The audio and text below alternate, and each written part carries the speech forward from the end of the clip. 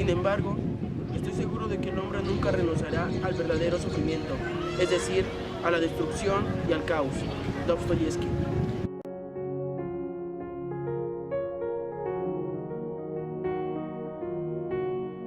La población estaba cerrada con odio y con piedras, cerrada completamente, como si sobre sus puertas y ventanas se hubieran colocado lápidas enormes, sin dimensión de tan profundas, de tan gruesas, de tan de Dios. Jamás un empecinamiento semejante, hecho de entidades incomprensibles, inabarcables, que venían, ¿de dónde? De la Biblia, del Génesis, de las tinieblas, antes de la luz. Las rocas se mueven, las inmensas piedras del mundo cambian de sitio, avanzan 1 milímetro por siglo. Pero esto no se alteraba, este odio venía de lo más lejano y lo más bárbaro. Era el odio de Dios. Dios mismo estaba ahí apretando en su puño la vida, agarrado de la tierra entre sus dedos gruesos, entre sus descomunales dedos de encima y de arriba. Hasta un descreído no puede dejar de pensar en Dios. ¿Por qué? ¿Quién sino Él? ¿Quién sino una cosa sin forma, sin principio, sin fin, sin medida? Puede cerrar las puertas de tal manera. Todas las puertas cerradas en nombre de Dios. Toda la locura y la terquedad del mundo en el nombre de Dios, Dios del ejército, Dios de los dientes apretados, Dios fuerte y terrible, hostil y sordo, de piedra ardiendo de sangre helada. Eso era ahí, y en todo lugar, porque Él, según una vieja y enloquecedora maldición, está en todo lugar, en el silencio siniestro de la calle, en el colérico trabajo, en la sorprendida alcoba matrimonial, en los odios nupciales y en las iglesias surgiendo en anatemas por encima del pavor y de la consternación. Dios se había acumulado en las entrañas de los hombres como solo puede acumularse la sangre, y salía gritando, despacio, cuidadosa, ordenada crueldad. Y en el sur, inventando puntos cardinales para estar ahí, para impedir algo, para negar alguna cosa con todas las fuerzas que al hombre le llegan desde los más oscuros siglos, desde la ceguedad más ciega de su historia. ¿De dónde venía esa pesadilla? ¿Cómo había nacido? Parece que los hombres habían aprendido algo inaprensible y ese algo les había tornado el cerebro cual una monstruosa bola de fuego, donde el empecinamiento estaba fijo y central, como una cuchillada. Negarse siempre por encima de todas las cosas, aunque se cayera el mundo y que de pronto el universo se paralizase y los planetas y las estrellas se clavaran en el aire. Los hombres entraban en sus casas con un delirio de eternidad, para no salir ya nunca, y tras de las puertas aglomeraban impenetrables cantidades de odio seco, sin saliva, donde no cabía ni un alfiler ni un gemido. A los soldados, combatir en contra de Dios, porque Él era invisible, invisible y presente, como una espesa capa de aire sólido o de hielo transparente, o de ser líquida, y como soldados, tienen un rostro moreno, de tierra labrantía, tiernos, y unos gestos de niños inconscientemente crueles. Su autoridad no les viene nada. La tomaron en préstamo quién sabe dónde y prefieren morir, como si fuera de paso por todos los lugares y le diera un poco de vergüenza todo. Llegaban a los pueblos solo por cierto asombro, como si se hubieran echado encima todos los caminos y los trajeran ahí, en sus polainas de lona o en sus paliacates rojos, donde mudas aún quedaban las tortillas crujientes como matas secas. Los oficiales rabiaban ante el silencio. Se frenaba el budismo, la piedra enfrente y tenía que ordenar. Entonces, pues los pueblos estaban cerrados con odio, minas de odio, los mares petrificados, odio y solo como montañas. Los federales, y a esta voz era cuando las calles de los pueblos se ordenaban de indiferencia, de obstinada frialdad, y los hombres se morían provisionalmente, aguardando dentro de las casas herméticas o disparando sus carabinas desde ignorados rincones. El oficial descendía con el rostro rojo y golpeaba con el cañón de su pistola la puerta inmóvil bárbara. Queremos comer, pagaremos todo. La respuesta era un silencio duradero, donde paseaban los años, donde las manos no alcanzaban a levantarse. Después de un grito como un aullido de lobo perseguido, la fiera rabiosa triste gritó: ¡Viva Cristo Rey! ¿Quién era? ¿Dónde estaba? ¿Por qué camino espantoso? La tropa podía caminar leguas y leguas, más leguas y leguas. Los soldados podían comerse los unos a los otros. Ya se habían tapizado las casas y habían quemado los campos para que no hubiese descanso ni apuro, ni aliento ni la voz era una nubes y límites sin agua. El agua es tierra y llena de gracia. El agua es joven y antigua, parece una mujer lejana y primera, eternamente leal. El mundo se hizo de agua y de tierra y ambas están unidas, como si dos cielos opuestos hubiesen realizado nupcias imponderables, ni agua, y el agua nace todo. Cuerpo armonioso del hombre, corazón, sudor, ni agua ni caminar sin descanso por toda la tierra.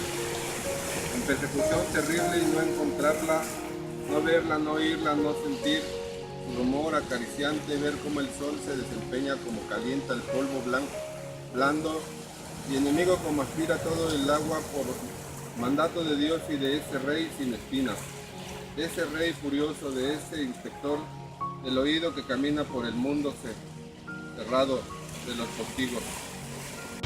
Eran aguardados con ansiedad y al mismo tiempo con un temor lleno de cólera. Que vinieran y entraran el pueblo con sus zapatos claveteados y con su miserable color olivo, con las cantimploras vacías y hambrientos. Todavía lejos, allá, el teniente Medina sobre su cabalgadura meditaba.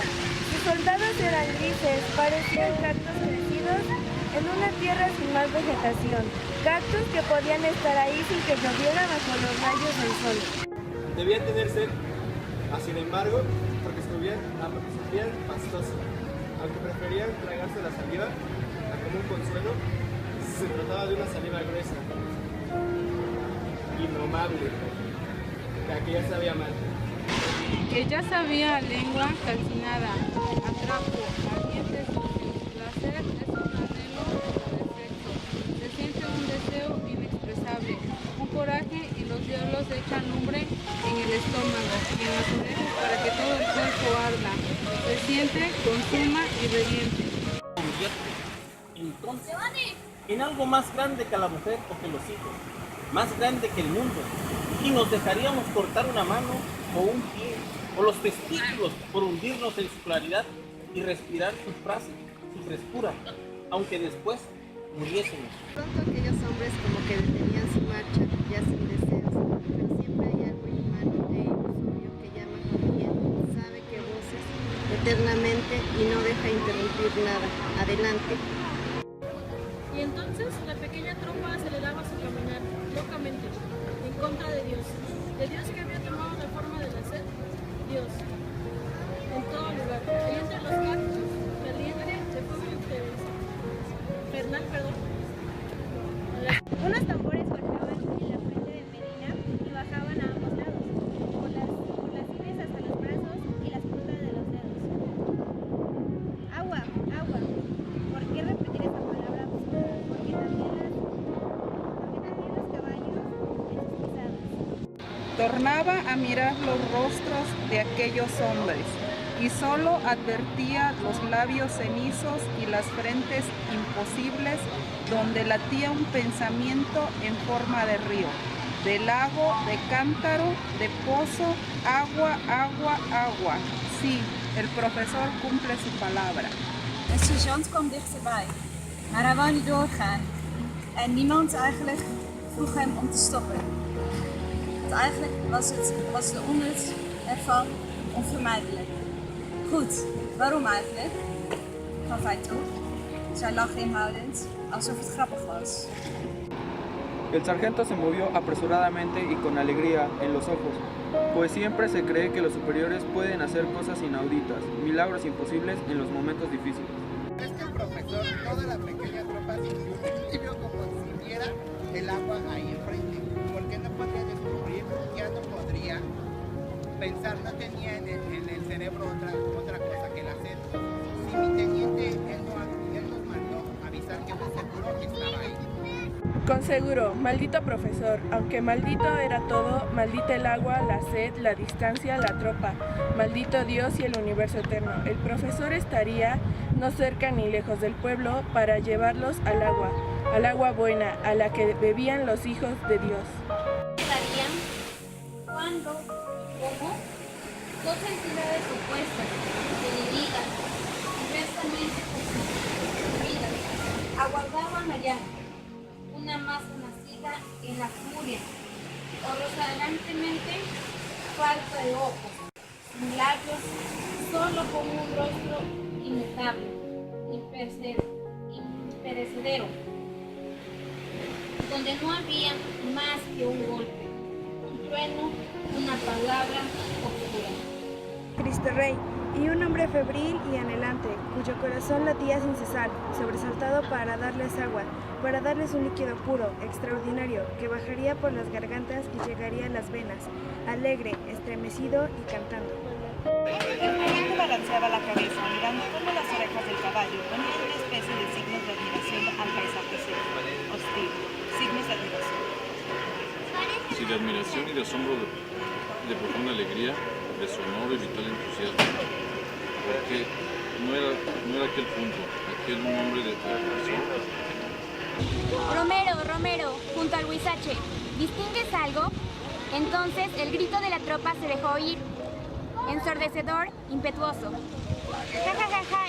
Y retumbó por el monte, porque aquello era el agua. Parecía blanco. Estaba ahí, compactado, de cerca, fría, brutal, porfiada, como una maldición. Cristo Rey era otra vez Dios, cuyos brazos apretaban la tierra como dos tenazas de cólera. Dios vivo y enojado, iracundo, ciego como él mismo, como no puede ser más que Dios, que cuando baja tiene un solo ojo en mitad de la frente, no para ver, sino para arrojar rayos, incendiar, castigar, vencer. En la periferia de la masa, entre los hombres que estaban en las casas fronteras, todavía se ignoraba que aquello, voces, solo dispares. Sí, no. Ay de los vecinos, aquí no había nadie ya, sino el castigo. La ley terrible que no perdona ni a la 20ª generación, ni a la 100ª, ni al género humano. Que no perdona, que juró vengar, que juró no dar punto de reposo, que juró cerrar todas las puertas, tapiar las ventanas, oscurecer el cielo y sobre su azul del lago superior de agua a ella, colocar un manto púrpura e impenetrable. De nuevo, para que tiemblen los pecadores. Dios está defendiendo su iglesia, su gran iglesia sin agua, su iglesia de piedra, su iglesia de siglos. En medio de la masa blanca apareció, de pronto, el punto negro de un cuerpo desmadejado, triste, perseguido. Era el profesor. Estaba ciego de angustia, loco de terror, pálido y verde en medio de la masa. De todos lados se le golpeaba, sin el menor orden o sistema, conforme el odio espontáneo salía. ¡Viva Cristo Rey! Los ojos del maestro se perdieron en el aire a tiempo que repetía, exhausto, la consigna. ¡Viva Cristo Rey! Los hombres de la periferia ya estaban enterados. También ahora se les veía el rostro ennegrecido de animales duros. Les dio agua a los federales, el desgraciado. Agua, aquel líquido transparente de donde se formó el mundo. Agua, nada menos que la vida. Traidor. Para quien lo ignore, la operación, pese a todo, es bien sencilla, brutalmente sencilla. Con un machete se puede afilar muy bien hasta dejarla puntiaguda. Debe escogerse un palo resistente que no se quiebre con el peso de un hombre, de un cristiano, dice el pueblo. Luego se introduce y al hombre hay que tirarlo de las piernas hacia abajo, con vigor, para que encaje bien. De lejos el maestro parecía un espantapájaro sobre su estaca, agitándose como si lo moviera el viento que ya corría, llevando la voz profunda, ciclopea de Dios, que había pasado por la tierra.